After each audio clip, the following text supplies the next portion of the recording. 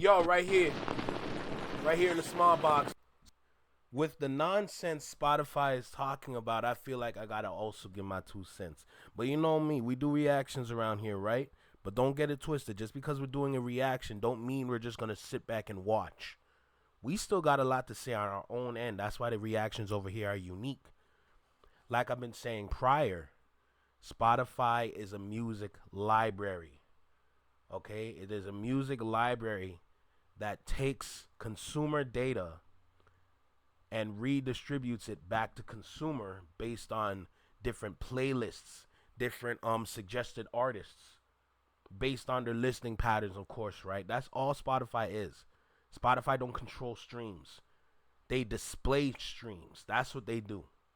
They display streams. When it comes to real and fake now, that's a whole other story. We can leave that for another video for another day. My point is, when it comes to music consumption, Spotify, Apple Music, Tidal, those platforms, they're just platforms, music libraries. If you want to talk about who controls the streaming, who dictates streaming numbers and value, you got to look over to Billboard. Billboard is the one that controls the streaming numbers and value. Okay? So when I see something like Spotify say hip hop needs new leaders, who are you to try and dictate the consumer? See, you're lucky the consumer was conditioned to be stupid. You're lucky for that.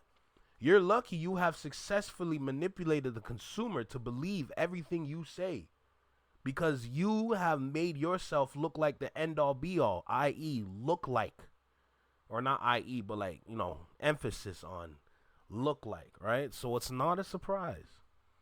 It's not a surprise whatsoever. To be honest, it's actually very disappointing. And it falls back down to the consumer because of their lack of information and knowledge is the reason why they continue to be used by these big companies. I'm not surprised about it, bro. I'm sitting back just laughing about it because, if you want to do better and be better, I ain't gonna lie to you, you got to pick up a book or something.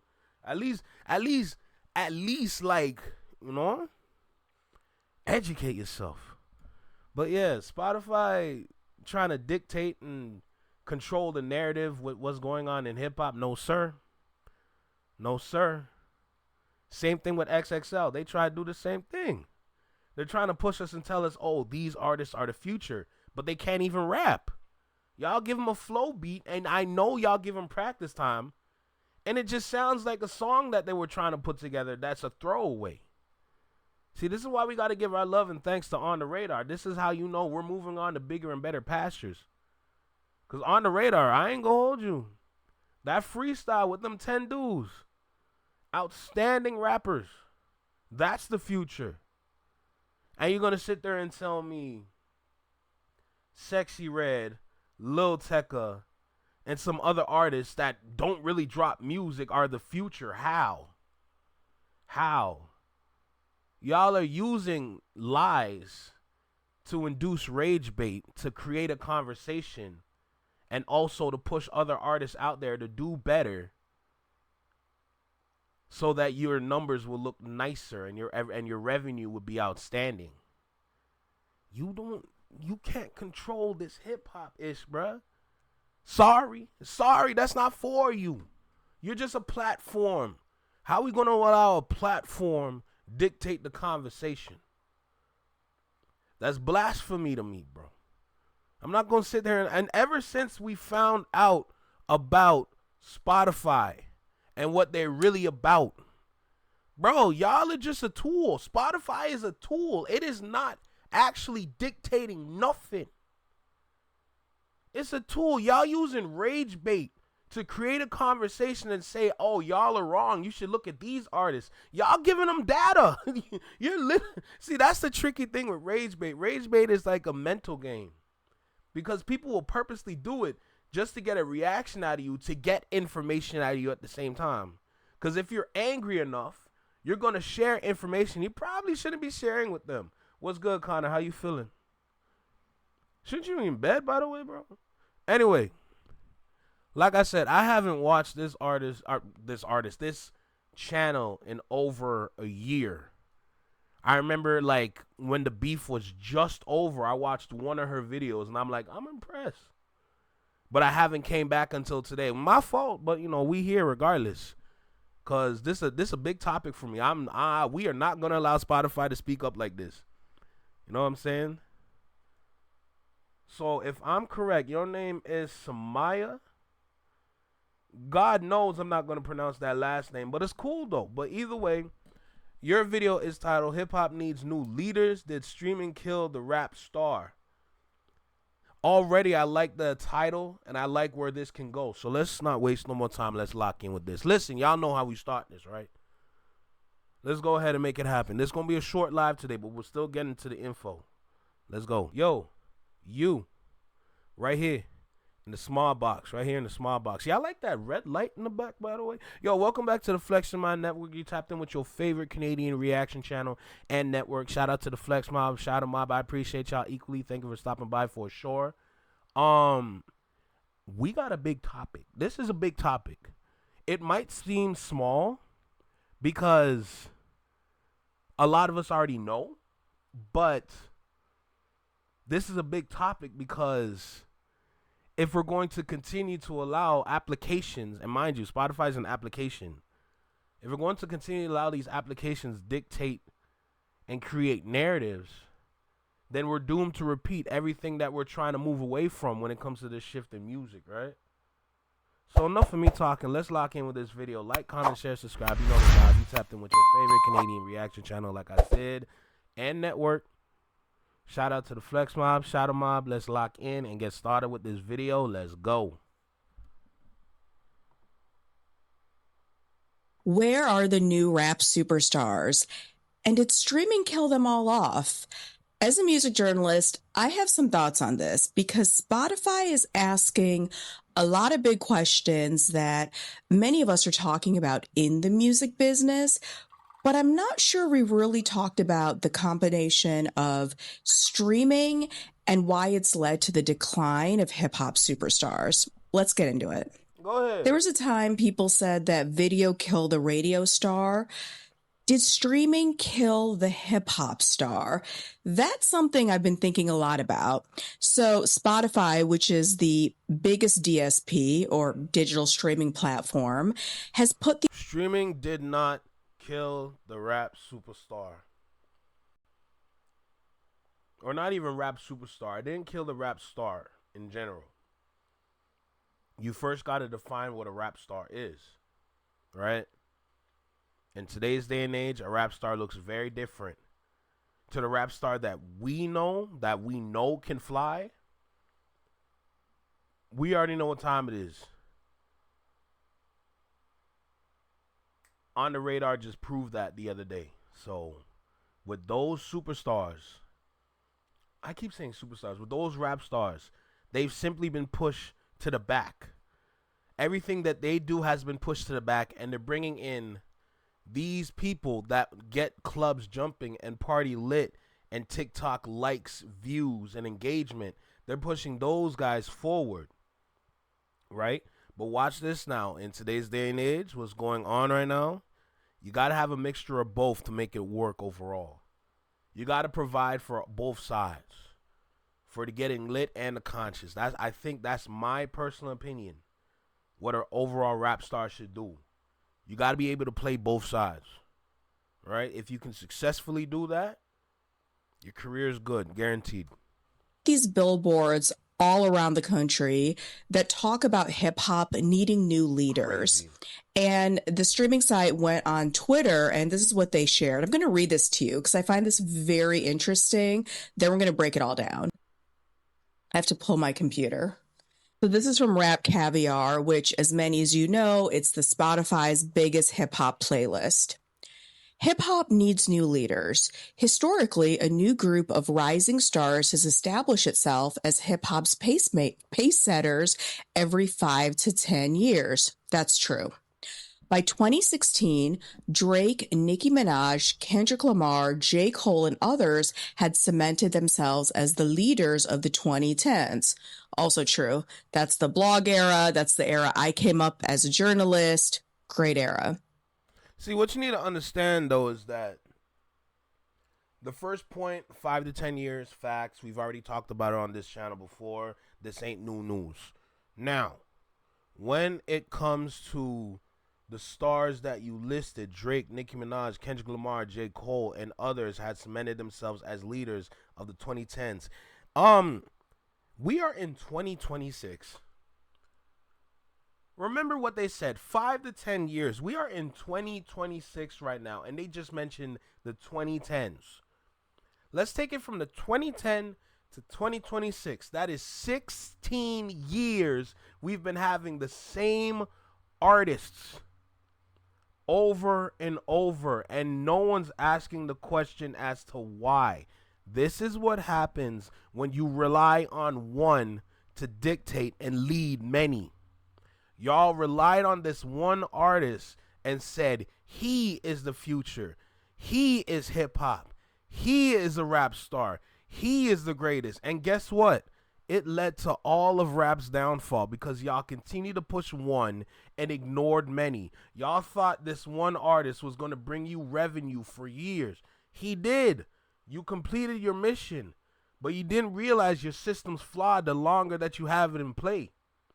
You built up Aubrey Graham, Drake, to be the one, the golden child. And it worked. Mission successful, mission cleared. You know, you passed. But then you kept it there. Why? It was supposed to be over in the 10 years. He got the Artist of the Decade award. Well, who was next? Where was the next person? Y'all focused all y'all funds. You focus all your marketing on one and forgot rap is not about one person. It's about a community and a culture and a plethora of artists that can hold it down. And y'all didn't continue that train. Y'all wanted to derail this train. And you damn near successfully done that. That's crazy to me. A decade later, several talented artists have shown promise of becoming rap's next big thing, but they've yet to follow in our Mount Rushmore's footsteps. I wonder why that is. New superstars are essential to the health of the genre, so new leaders must rise alongside today's icons to push hip-hop forward. Remember that, rise alongside. We're going to get back to that. Who's going to lead hip-hop's next generation? A few contenders have emerged, but who will take the next step? Now, I'm going to apologize, so my voice does sound a little weird. I'm getting over a cold, so even though it's very hot and sunny in LA, people are laid out by the pool, like right next to me, and I'm, fully stuffed up. So don't come for me in the comments about my voice. Wait, you're in LA now? You used to be in New York. That's crazy. Yo, I feel like this lady, this woman, she should be on the consumer group chat because I feel like with the rest of the guys, we can have an outstanding conversation, and I'll be fire. Voice, I can hear it. So what does this mean? Well, I'm going to start with what I agree with. I agree that hip hop does need new superstars. As a genre, this is something I've said over and over in videos. It cannot be that the leaders of a genre have been around for a decade plus. I mean, you look at someone like Kendrick, Cole, Drake, Nicki, like the people that were mentioned, they've been around since what, like 2009, and that's commercially. Like that's not even counting what they were doing on the underground and in mixtapes. So this is what, if my math is right, we're talking about like 17 years. So if you're a young person, like if you're 17 now, you've never known a time without these artists. So are they old school to you? Are they new school? It makes no sense. It's kind of all over the place. And you have to remember, hip hop historically has been a young person genre. It's supposed to be young people talking to each other about what's going on in their lives.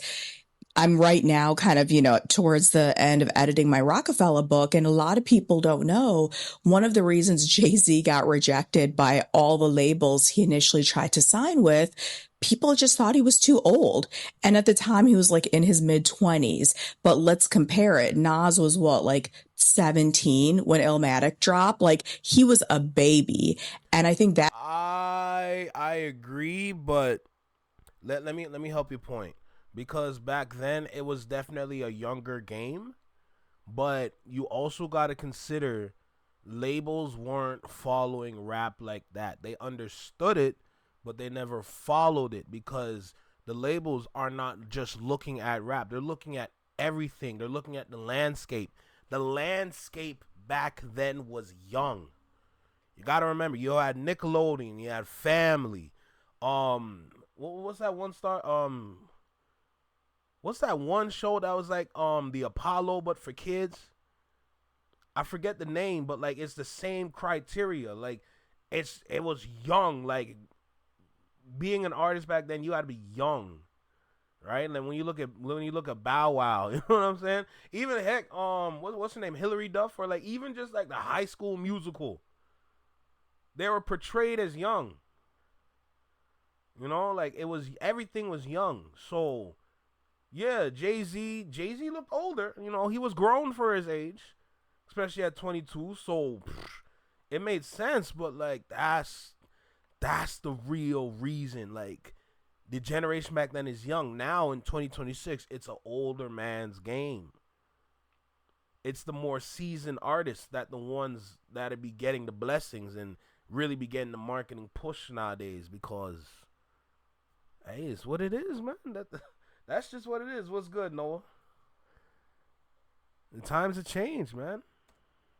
That became the thing of, as time went on, artists like Jay, later on even people like 50 and Dre and 2 Chainz and Jeezy and all these people show that you could come into the game older as well as, you know, age into it. I mean, you look at somebody like the Clips. I think Malice is in his 50s 52. and he's like still rapping at a very high level. But I think the problem is, in order for a genre to really represent the voice and the sentiment of young people, you need young people, and it is what it is. And everyone knows I love my dad rap. I love my over 40 hip hop. I mean, you look at my Spotify, and I think my Spotify age is like 5 or 10 years older than I really am, because I love like 90s hip hop, blog era, and even older stuff. Like I've been getting into like 80s hip hop, like when I wasn't even born yet. But for a genre to really be the leader in music and fashion and culture, there has to be just that energy, that rebellion, that kind of, you know, take down the system, that like punk energy that so much of. And that's exactly what Denzel Curry and the Scythe is doing. Denzel Curry, ASAP Ferg, they put together a group called the Scythe. That's literally that punk energy that a younger generation needs. They need something that's like, oh, this is different, but it's raw. It's not edgy, it's raw. So I respect Denzel Curry for him putting together that group, because the Scythe, I know, is not for a lot of people, but it's going to work. So it's dope as hell. Early hip hop had, which I feel that we've lost as time goes on. And as people get richer, that might be a whole other video about how ultra wealth has affected hip hop. If you want that video, let me know in the comments. But people just become more and more removed, and I can't blame them. Do you want to hear raps about people, you know, talking about like their retirement and their investment accounts and their kids? I think there's a lane for that. But I also understand where someone like Andre 3000, I think it was his GQ interview, he's like, no one wants to know about like my doctor's appointments. Like I'm just living a quiet, regular life, and no one wants to hear about that. And I think that is something that is very true.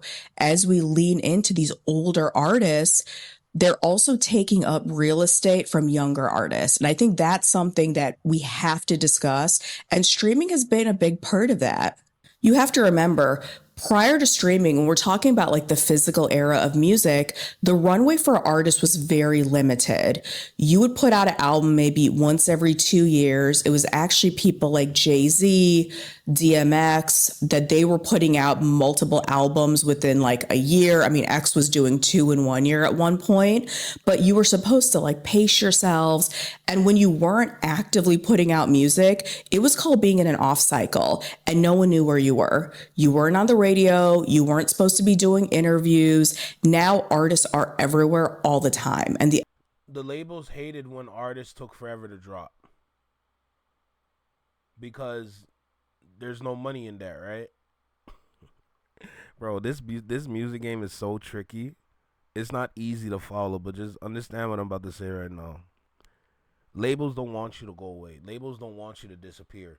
Labels don't want your music to fade away, because if it fades away, the money that was following that artist and the gross amount of money that came from an artist in terms of revenue, that fades away as well. That's why they want artists to be in your face. That's why they want artists to continue to be seen. They want artists to be remembered. They want their faces, their personality, everything to be remembered. That's when it shifted over from actually being artists. It shifted over from actually being an artist to being an influencer. Now it's shifting over to being a content creator, which is a mixture of both. I'll just leave it right there for now. expectation is that good, they're bitches? everywhere all the good? time. So because of that, we FTP, don't what's really poppin', have bro? that mystique. You can't build as a superstar if I see you every day. Like there has to be this idea that like their feet don't touch the ground, right? And if you're here all the time, which streaming has been a big part of that, then it's really hard to kind of create and cultivate this mystique. Then there's this idea with streaming that really helped artists who had already established themselves in the physical era as well as the digital era. What do I mean by that? Let's look at somebody like Kendrick Lamar. There's a lot of young fans who their introduction to Kendrick was the Drake battle, Not Like Us. So imagine like Not Like Us is your entree into Kendrick Lamar. First of all, you're welcome. Now you get to like experience and explore all this great music.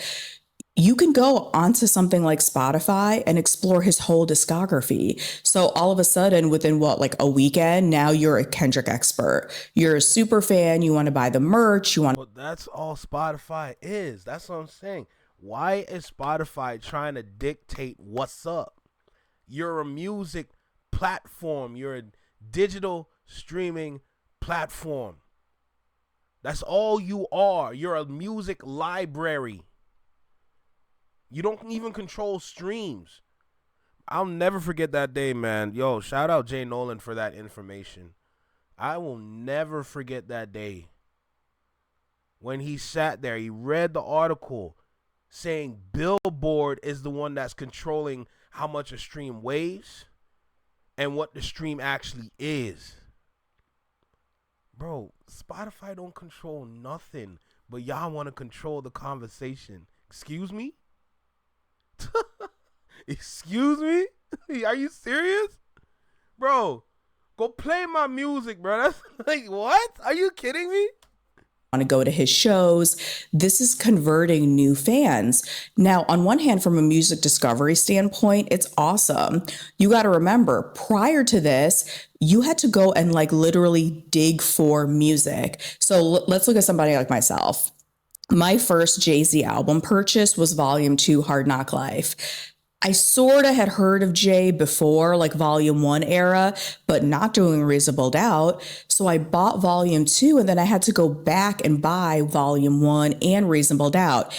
And I had to pace myself because I did not have like $40 to just spend on CDs at one time. So imagine, yes, I spent more time with those albums because I spent money on them and I really enjoyed them from start to finish. But it wasn't as simple as having every single piece of music pretty much available at your fingertips. So there's a lot of music discovery that's helping these older artists. Nowadays, you look at some of these artists like the Drakes, Kendrick, Nicki, they got to come out and sell physical CDs. Then they were selling in the iTunes era. Now they're also selling in streaming. So they were able to hit all of these touch points, and every new generation gets to be introduced to them. That's why their star power just continues on and on. You see this even with like one hit wonders. Look at someone like a Jaquan. Tipsy came out like when I was younger, and it was a cute song. But think about all the Don't do that. Don't do that. Everybody in the club getting tips. Are you dumb? Are you dumb? I gotta add that to my my DJ set. By the way, I gotta add that. You know what? Let me write that down because I know I'm gonna forget. people who discovered it because of Shabuzi, or they're going to go listen to his bar song, and then maybe the algorithm is going to recommend Tipsy. All of a sudden, this one hit wonder is probably like raking in money, just passive income. That's something that streaming allowed. So in that case, I love to see these older artists, or even artists who the industry didn't give them a fair shot or the right resources when they came out, enjoying these second lives and second chapters.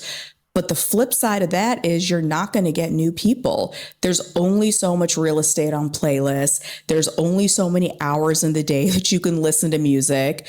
We can only consume so much. The other part of it is streaming and Also, another fun fact, because she's getting to a really good point, but I want to say this right now. I've been doing a lot of research, going to different channels that share a lot of knowledge and information about different roles, different tasks, and what goes on in the music industry.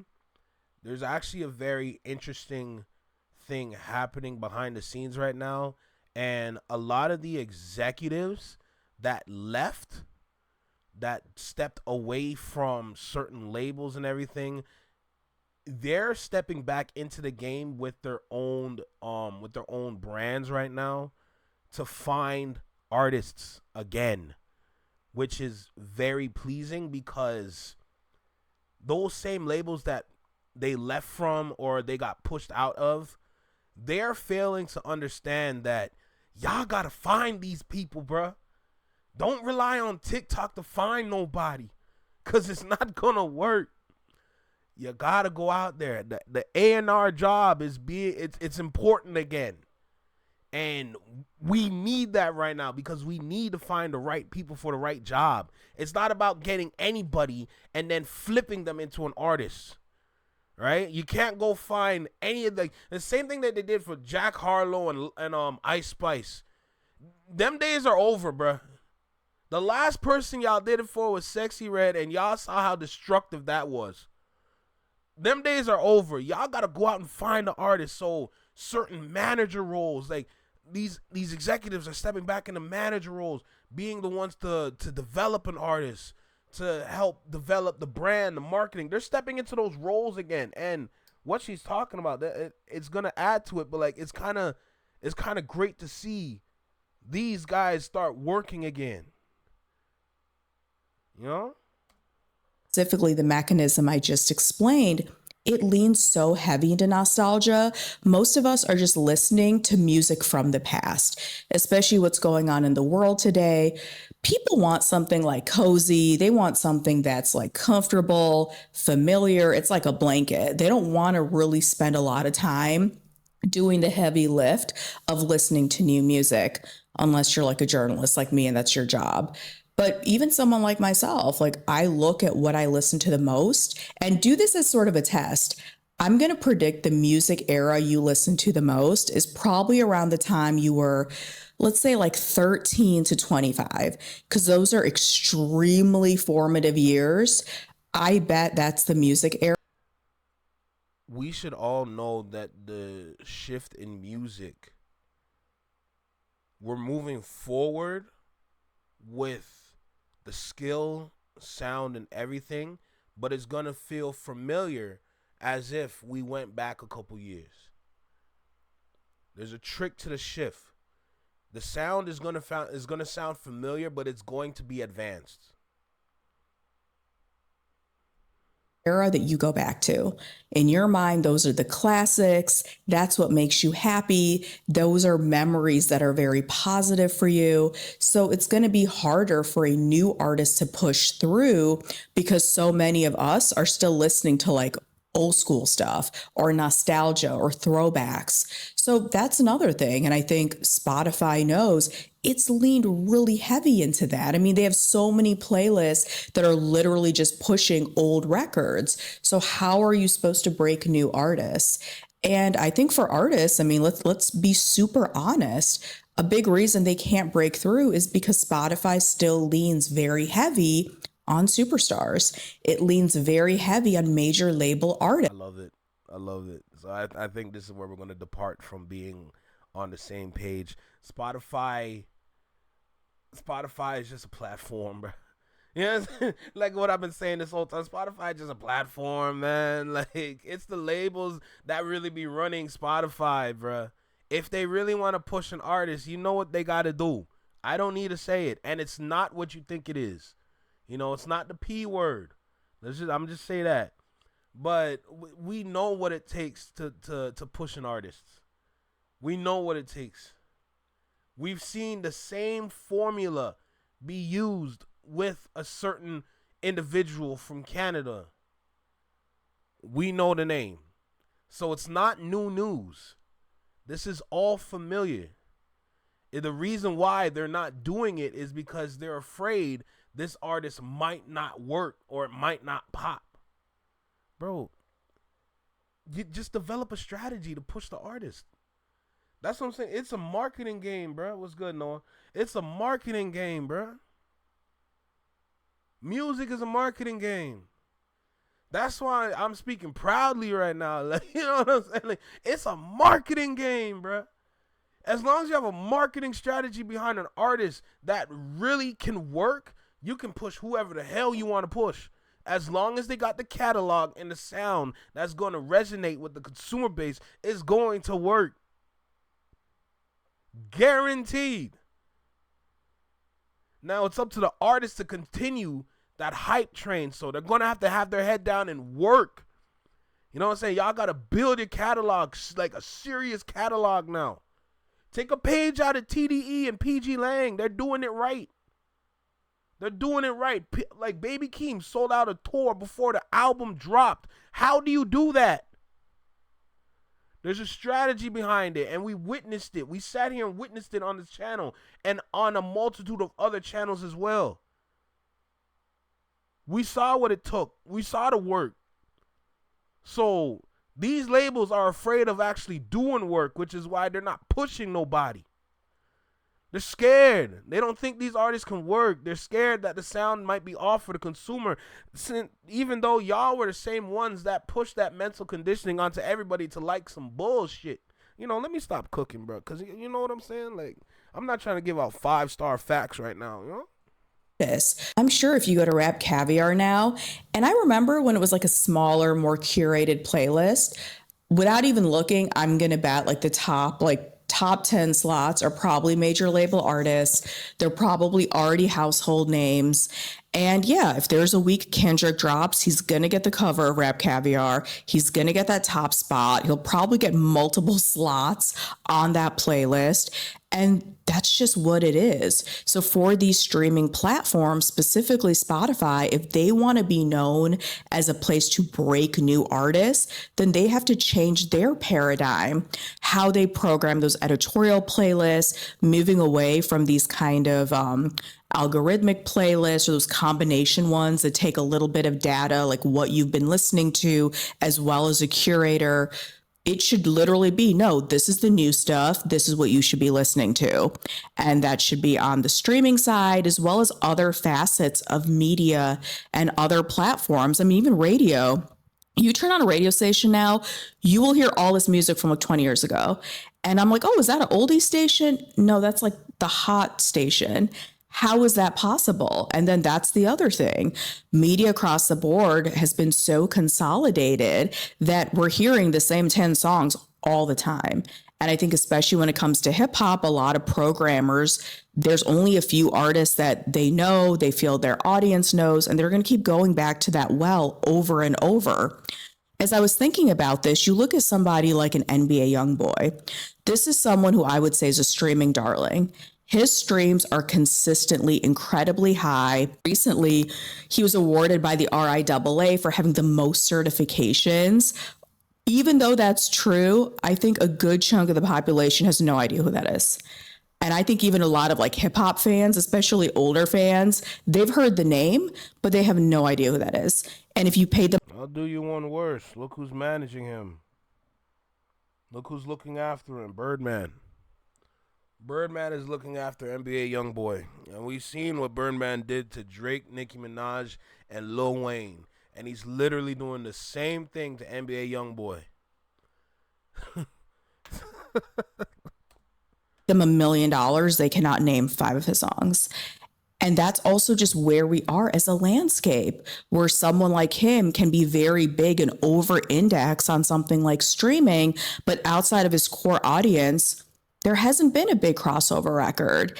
He hasn't done some huge interview for, let's say, you know, like Vanity Fair or Rolling Stone, like things like that. You don't see him on, you know, late night television. He's not in the cultural zeitgeist in a way that an average fan or consumer would know who he is. But let's look at some of those earlier eras where we all shared certain cultural touch points. Like I remember when Drake came out, I remember when him and Nicki got the cover of XXL. I remember when he was, you know, doing the late night circuit, when MTV did a whole special about him, when he was, you know, hosting SNL. Like these are these cultural touch points that when culture was a monolith, everyone knew what was going on. I think that's why the Kendrick Drake battle was different, because that push to pop culture where all of a sudden people's moms were asking like, hey, explain to me why Kendrick and Drake don't like each other, and Not Like Us became a cultural record, a pop culture moment where it's transcending, where Kendrick is like, all right, you're going to see me in the Grammys, on the Super Bowl, at the pop out, like I'm going to be everywhere, that I'm going on tour. Like you cannot escape this song. The song is being used by sports leagues and commercials. Like that's how you become a superstar. But those are two artists, arguably at like the peak of their careers, who've had, what was the number, like 17 years of like artist development and marination and being able to touch the people. That's really hard, if not impossible, to do today. And that's the other thing. How important are these so-called traditional superstars? I think that's something all of us have to have a very serious conversation about. Because if you want an old school traditional superstar, then you need to work them like that. That means signing talent. That means developing them, A&R, give them the resources and the runway to make great records, classic albums, make sure that this artist is being treated like something special instead of every artist just being seen as a data point, instead of every artist feeling like they're the victim of the algorithm. Artists nowadays feel like they're content creators. They're obsessed with looking at like their monthly users on Spotify. And to me, it's like, that's part of the problem. So it's kind of funny where Spotify, of all people, is asking where are the new superstars. A big reason we don't have them is because of Spotify. So if that platform in particular, who again has the lion's share of the streaming market, if that's important to you, then make those inroads, invest in artist discovery, support. And that means on like the Spotify is a music application. Like I feel like I gotta keep reminding people, Spotify is a music application. It is a music library. It is a digital streaming platform. That's all they are. Like I feel like I gotta continue to remind people, like y'all think like Spotify dictate anything. No. Spotify is literally the man in the middle. Not the middleman, but the man in the middle. So you pretty much in the middle of the middleman. You're like, that's all it is. It's the labels that's frayed. Spotify doing their job. which is kind of sad at the same time because their job is like, it's not even a real, like, y'all even, it's an algorithm. Yo, Spotify is not supposed to be part of the conversation, knowing that we're all here. Why don't any of these applications and platforms tap in with YouTube, since YouTube is the number one application in America right now? That's the number one application being used by Americans right now. Knowing that America, USA, leads the world in terms of culture, in terms of everything when it comes to hip hop style, sound, just like the influence. America is the number one influence for the rest of the world. Why don't you utilize that and start to look at the content creators on YouTube to help push messages so the world can actually be part of the conversation? Because we actually have really good conversations over here on YouTube. You know? You just got to find the right creators. That's it. You gotta change your strategy because it's not working the same way how it used to. Until they realize that, they're just going to be running in circles. Editorial side, the marketing side, even on the algorithmic side, because I don't know about you guys, but the algorithm feeds me nostalgia rap. I'm getting a lot of 90s, a sprinkling of the 80s. I rarely, if ever, get new music fed to me in the algorithm. And it is what it is, because in the algorithm, Hey, y'all remember the first episode of the consumer group chat, how we got to go out and look for music nowadays? I'm just saying. There's a reason why I had that as the first episode. That is the most important episode right now.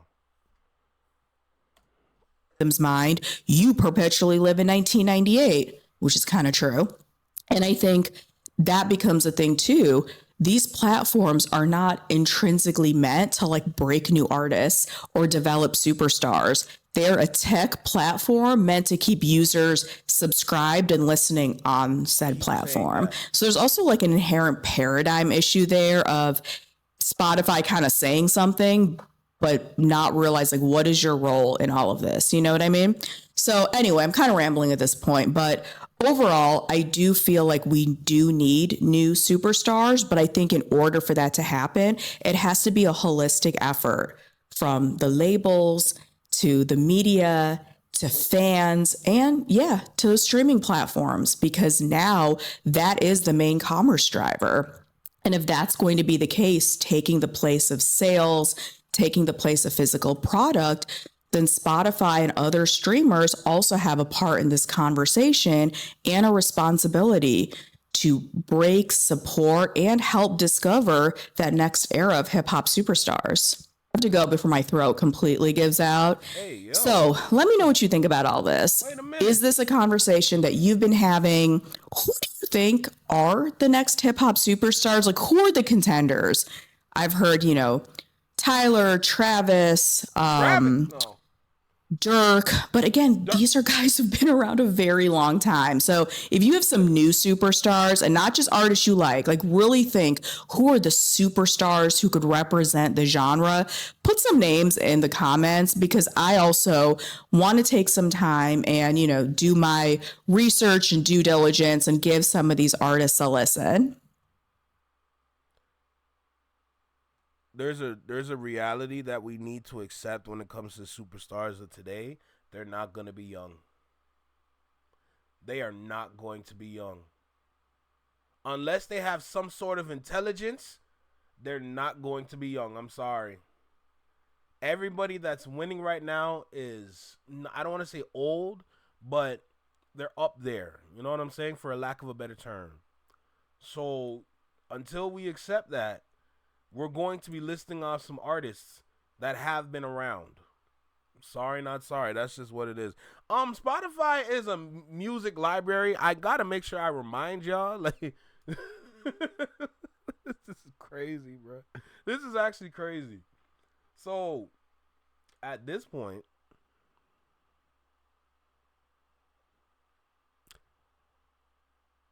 we gotta change the narrative, bro.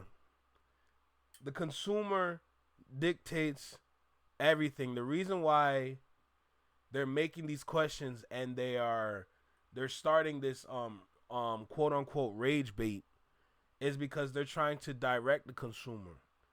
Because if the consumer is all over the place with their thoughts and views, there's not going to be any real data to pull from. So when you rage bait and you induce anger with a post, now you can start to take data, because since you brought up a question so stupid and you brought up a list that's so fodder, people have no choice but to give their own thoughts and opinions. And now you start collect data from the comments that you see. And then once you start to see some familiar names, some familiar artist names, you're like, oh, so that's who it is. And then all they got to do is start to go through the catalogs to really confirm if this is the artist that they are looking for. And then boom, they found who they needed through lying to the consumer. And then you have some consumers that are just so brain dead, they really think Sexy Red is the future. Bro, you can't make this up, man. You can't make this up. It is what it is. Hey, I did what I needed to do for this one.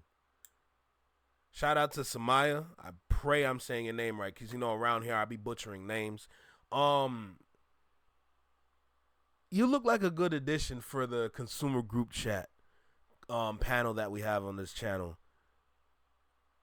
I wonder if you got some sort of socials that I can message you on.